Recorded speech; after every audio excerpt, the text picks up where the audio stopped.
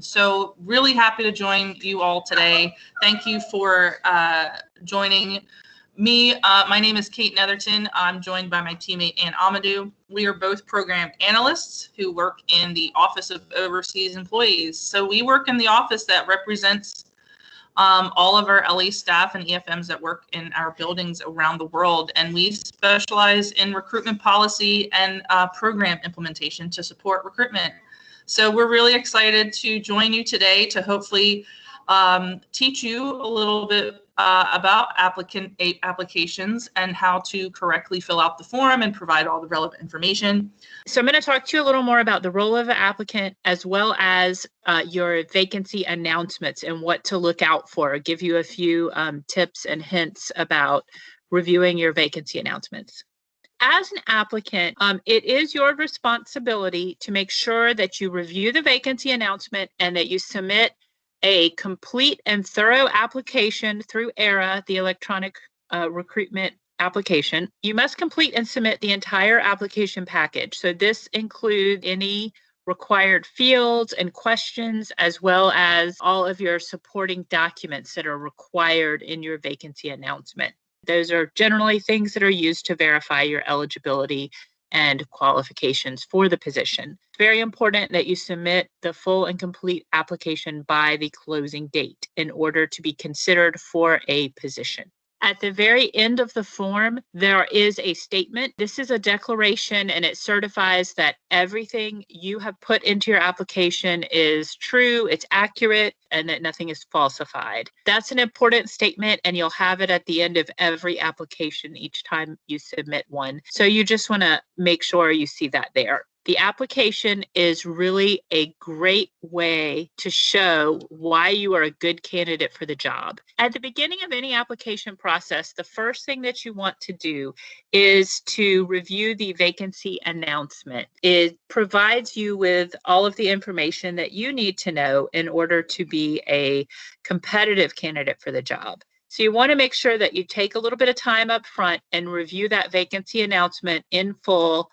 before you get started on your application. First off, you want to make sure that you're reviewing the qualifications section of the vacancy announcement very carefully.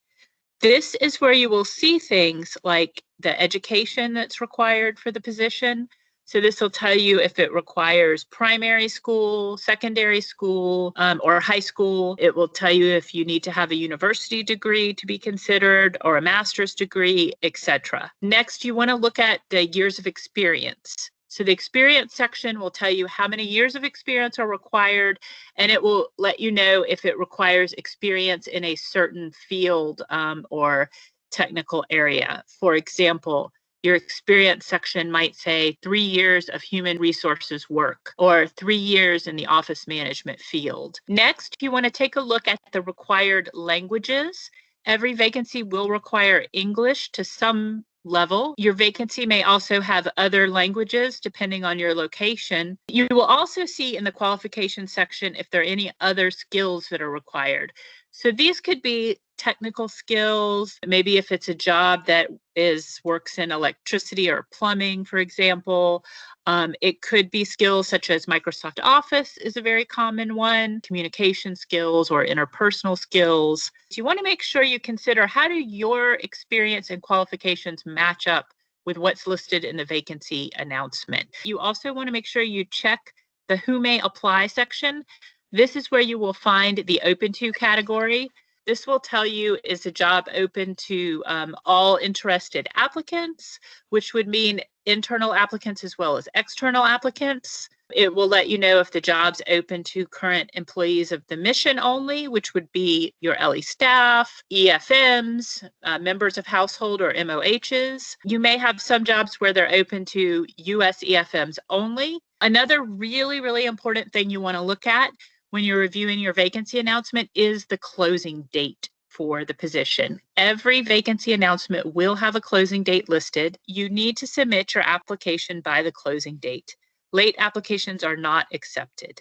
Once the vacancy closes, it will come off of the website and you will no longer be able to apply. The next thing you want to look at is the required document. Every vacancy announcement will list any documents that are required as supporting documents for the vacancy.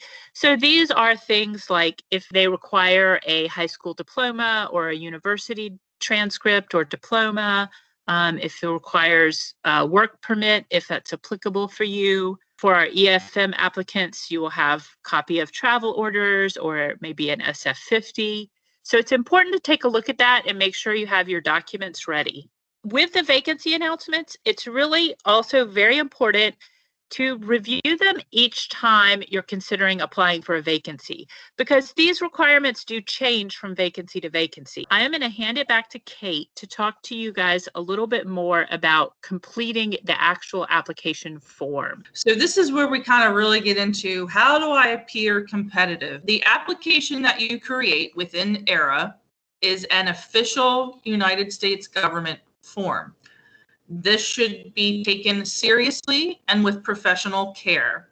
This is the first introduction that you have as an applicant to the hiring official. This is the first time they meet you. They meet you within your ERA application. This is also the first time that you get to put your best foot forward. And it's very important that you take that seriously and that you provide as much thorough and detailed information within your ERA application as you possibly can. The ERA application and the information within it is what HR uses to qualify you. HR no longer reviews resumes, CVs, cover letters, statements of interest, motivation letters, references.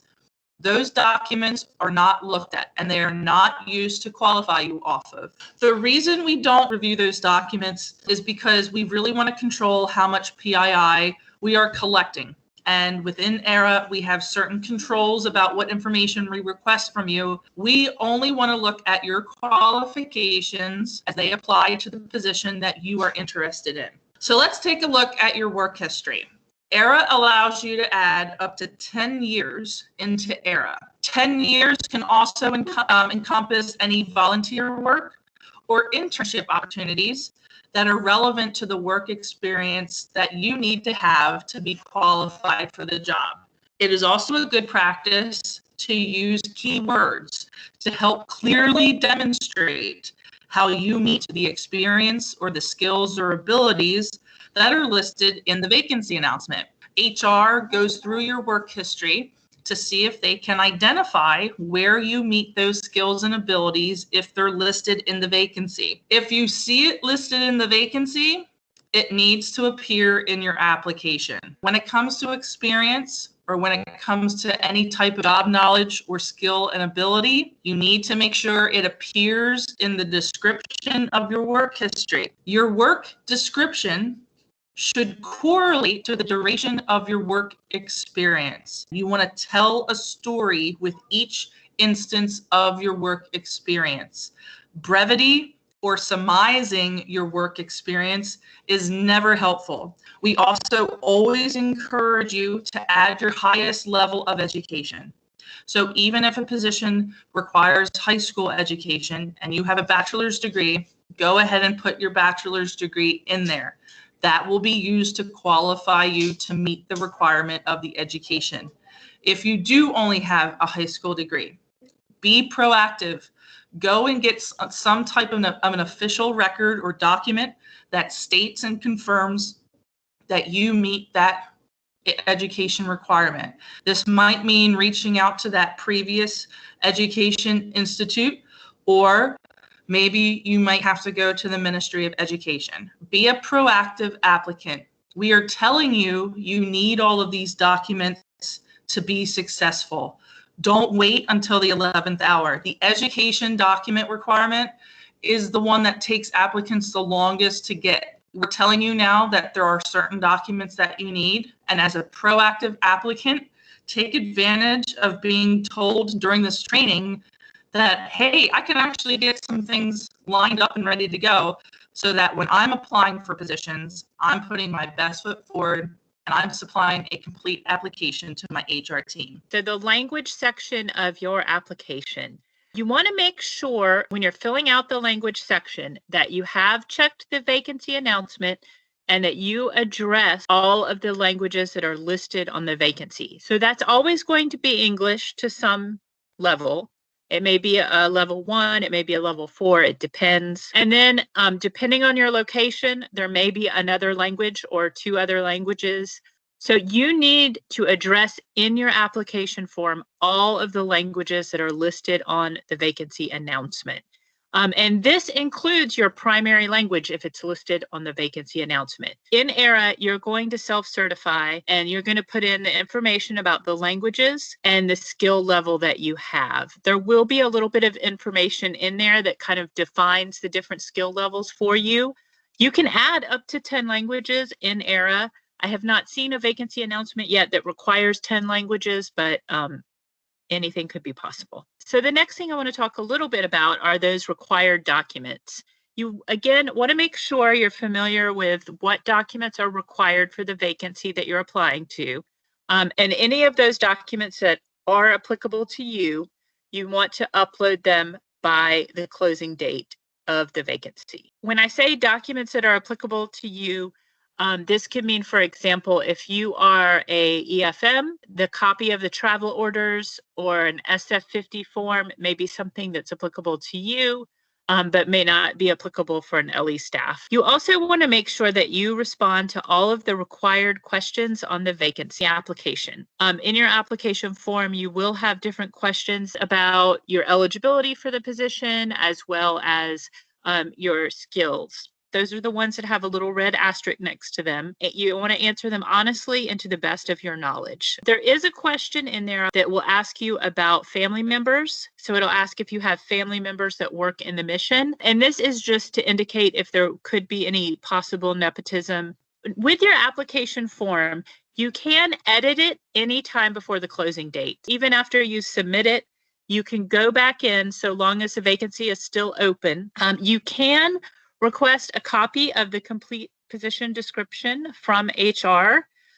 In your vacancy announcement, you will have a contact for doing that. You will not be considered for a position when you fail to submit a complete application. I want to take a little bit of time and explain to you what the role of your HR team is during recruitment, what the role of your HRO is, and what you can expect and what you can't expect from them. The role of the recruiter in your mission is to ensure and uphold the integrity of the recruitment process for all applicants. They need to ensure equity, legal compliance, efficiency, and neutrality. They need to treat every single applicant the same without showing any signs of favoritism.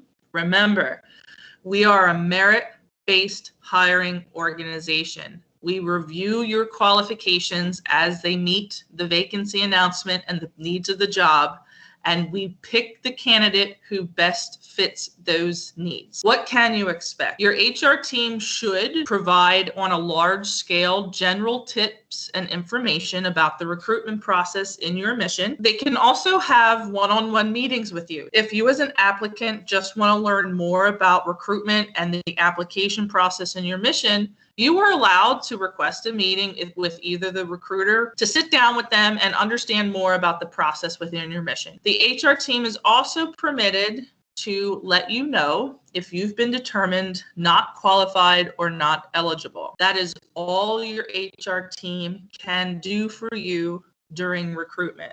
They cannot assist you at any time while you are applying for a position with your application at all. They cannot accept paper versions of your application or documents, and they cannot accept any other electronic version of your applications. They cannot upload documents to your ERA application. Please do not ask them to do that. They also cannot provide you with personalized feedback about the determination of your application. So if you're notified by HR that you were determined not qualified, that is all they can tell you. They cannot tell you what elements you were found not qualified. Remember, it's an all or nothing. If you have to meet all of the qualifications exactly as stated in the vacancy announcement.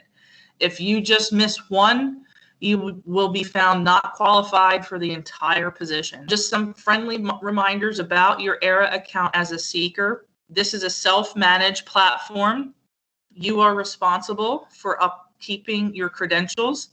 This includes your username and your password, so please make sure you are maintaining those to the best of your ability. Your ERA account is internet-based, so you are able to access vacancy announcements on the internet. You do not need to be on OpenNet to apply to jobs. Your ERA account as a seeker is mobile friendly. And for our EFMs who are joining us this evening, your ERA account as a seeker will go with you around the world. So you do not need to create a new account every time you move to another country. So with that, best of luck with all your future employment endeavors. I hope there was something about this call that was useful for you. And thank you so much. Bye, everybody.